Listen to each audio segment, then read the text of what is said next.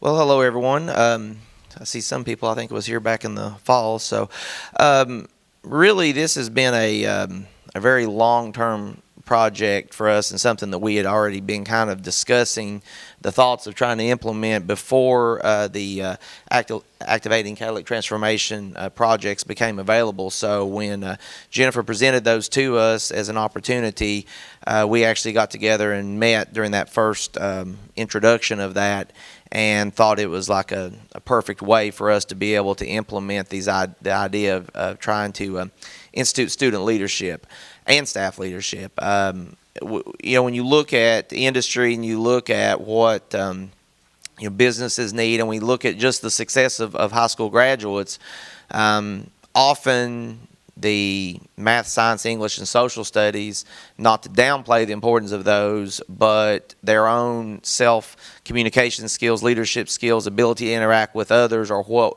will be their primary means of getting them into the jobs they want and to be successful members of the communities. So when you look at all of the state requirements and all of the things pushed down curriculum-wise, we have plenty of standards that we have to meet in those areas. But if you look at it, leadership is a forgotten area, and it's not part of the core content.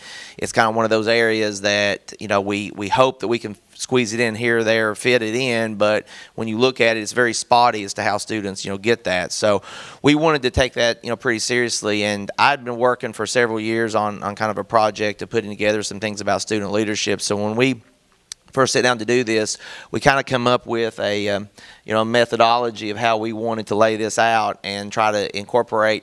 A lot of schools have advisor-advisee programs, but those kind of focus on like a whole variety of different topics. So what we wanted to do was kind of maybe spin this a little differently. And a lot of schools that do advisories, they also do those, like they'll just put kids in alphabetical groupings.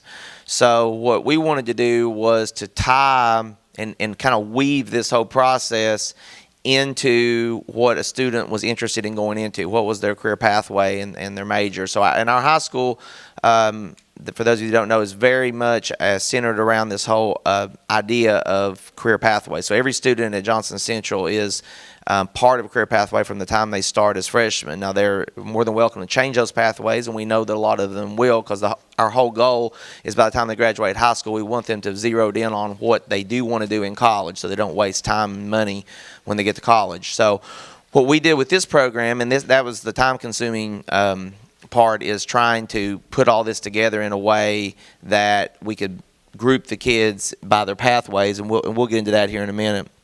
But what we wanted to do was take some of the different areas that we had set up, and what we did was we created a schedule.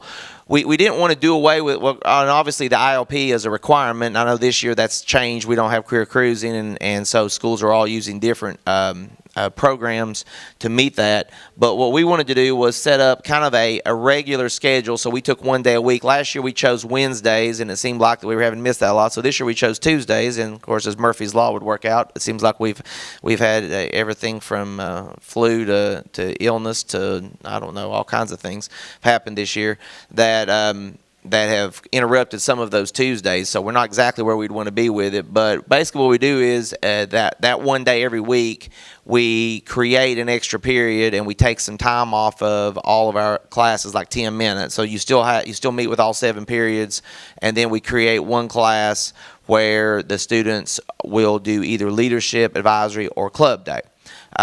We try to have one club day a month. So generally speaking, what we try to do is do leadership 2 Tuesdays a month. We'll do just a regular advisory, which is kind of just working on your ILP, one day a month, and then one day we'll do club day. And we'll kind of rotate it, like leadership, advisory, leadership club, leadership, advisory, leadership club. So that way it kind of rotates through.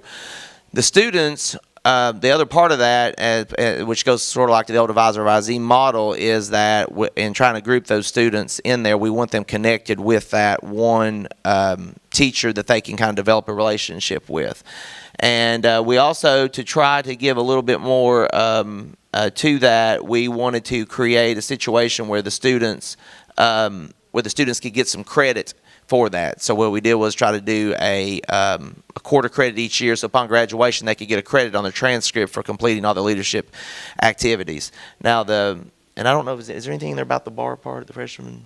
Okay, for freshmen, we're part of the Bar Academy, and so they will actually complete like things that develop into the leadership plan later. So freshmen actually go through some of these things called I-times, and if we have time at the end, we can discuss that. I think we did at one of our prior sessions.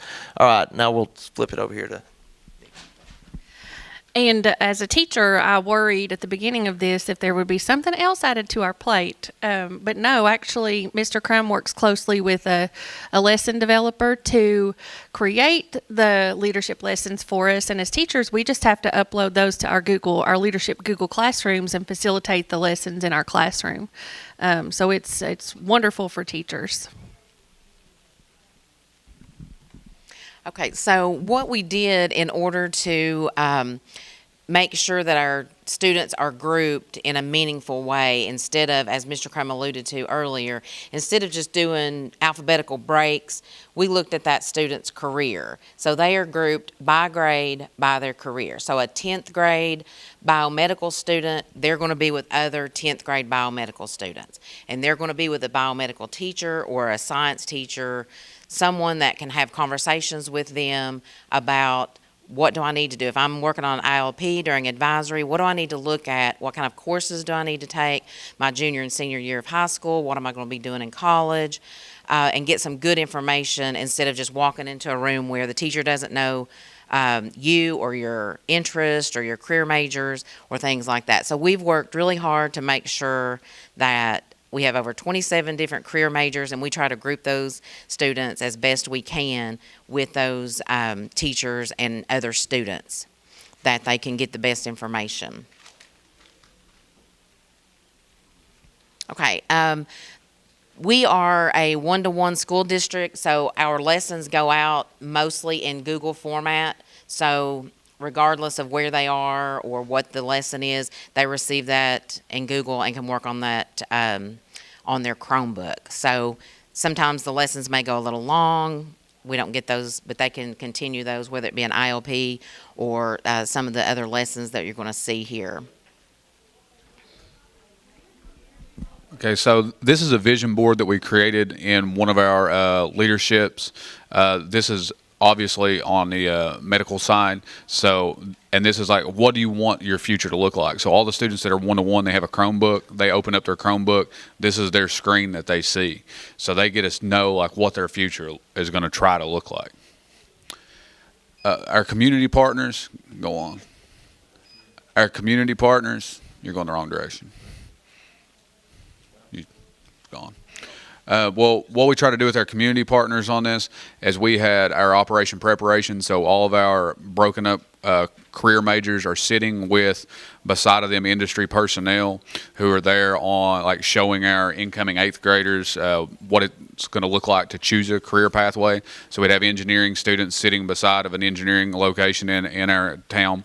And those people come in and they give those kids insight. We also use this opportunity that if our leadership time period that we want to have our engineering kids get to speak to an engineer, we can bring that engineer in and let them talk specifically to 1 or 2, 3 groups, and they don't have to, talk to the biomedical kids or the carpentry students. So we were able to specify with our community help pretty good.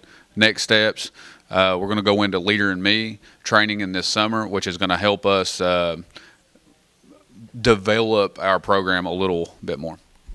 And the other part of that was we also want to do staff leadership development. So Leader in Me, we kind of got compared because of Covey's 7 Habits of Highly Effective People.